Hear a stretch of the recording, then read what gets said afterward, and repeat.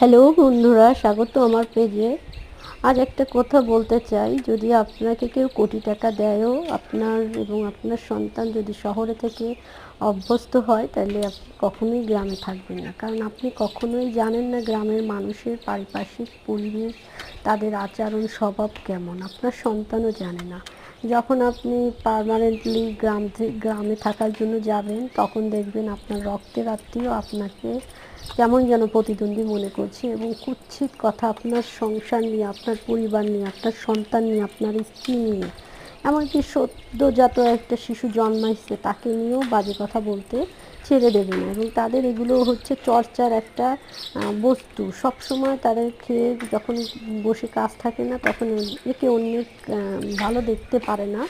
এটা তাদের চিরাচরিত স্বভাবে পরিণত হয়েছে।